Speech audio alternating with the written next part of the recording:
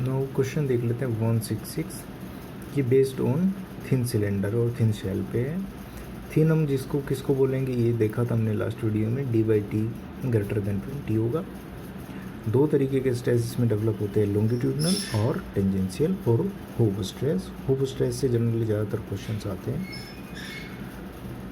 ये हमने देखा था कि लॉन्गिट्यूडनल स्ट्रेस में ये फ्रैक्चर कैसे होता है, अलोंग द लेंथ फ्रैक्चर होगा, जबकि टेंजेंशियल स्ट्रेस में ऐसे फ्रैक्चर होगा, लोअर हाफ और अपर हाफ में अलोंग टेंजेंट इसमें स्ट्रेस की डायरेक्शन होगी। हमारे काम के दोनों फॉर्मूले ही हैं, सिग्मा एल इक्वल्स टू, ये हमने फोर्स बैलेंस करके देखा था, P इंटू हमेशा प्रोजेक्टेड एरिया आता है।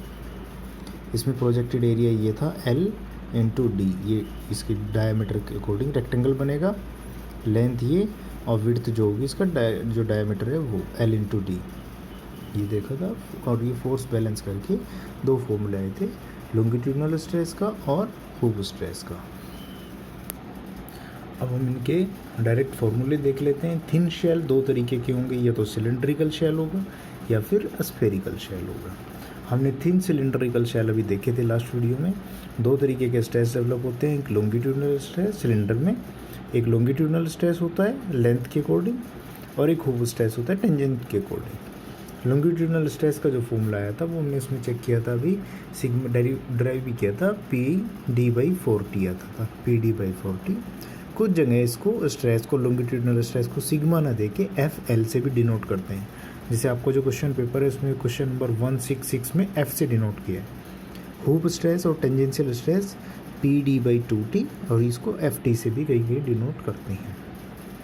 ये हमने सिलेंड्रिकल शेल देखा था। ऐसे ही क्वेश्चन तो नहीं आया, लेकिन इस तरीके से भी आ सकता है, तो इसके साथ का ही कॉन्सेप्ट है, इसको भी साथ के साथ कवर कर ही लेते हैं कि अगर दूसरा जो शेल होता है वो स्फेरिकल शेल होगा।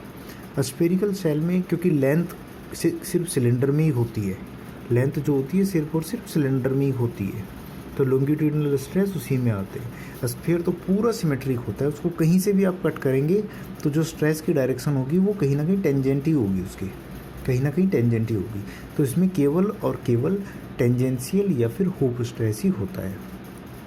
ठीक इसी से अगर इसमें भी P फोर्स बैलेंस करेंगे तो pressure into projected area, projected area कितना होगा πr² या फिर πd²/4, तो P into πd²/4 equals to hoop stress. ये जो स्ट्रेस लगेगा कहाँ पे लगेगा, ये इसकी पेरीफेरी पे, और ये कितनी होगी इसकी पेरीफेरी जो होगी 2πr इंटू जो पेरीमीटर है 2πr इंटू इसकी थिकनेस T, ये इसका एरिया होगा जहाँ पे ये स्ट्रेस लगा है, क्योंकि सिर्फ वॉल पे ही लगेगा। और वॉल का जो एरिया होता है जहाँ पे स्ट्रेस लगता है वो हम कैसे कैलकुलेट करते हैं, ये इसका पहले पेरीमीटर निकालते हैं 2πr इंटू वॉल थिकनेस। तो ये जो वॉल थिकनेस होगी 2πr इंटू वॉल थिकनेस, ये जो होता है ये इसका एरिया, ये वाला एरिया, ये इस एरिया पे ही स्ट्रेस लगा हुआ होगा। ये एरिया जो है ये वाला 2πr इंटू थिकनेस, तो ये जो एरिया होता है ये वाला, ये एरिया कवर करता है, इस पे स्ट्रेस लगता है। तो स्ट्रेस इंटू 2πr को πd भी लिख सकते हैं, πd इंटू T, और इसको अगर बैलेंस करेंगे तो हूप स्ट्रेस आता है PD/40 इन स्फेरिकल शेल। तो पहले क्वेश्चन में हमें देखना है कि सिलेंडर का है या फिर स्फेरिकल का है, सिलेंड्रिकल है या स्फेरिकल है। उसके बाद देखना है स्ट्रेस लॉन्गिट्यूडनल पूछा है या हूप।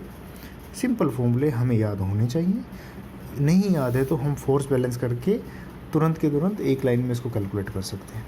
अब जो क्वेश्चन नंबर 166 था उसमें दिया है कि ये वाला केस है कि सिलेंड्रिकल शेल है, हूप स्ट्रेस दिया है FT, तो थिकनेस T की वैल्यू पूछा है, तो T की वैल्यू आप कैलकुलेट कर सकते हो।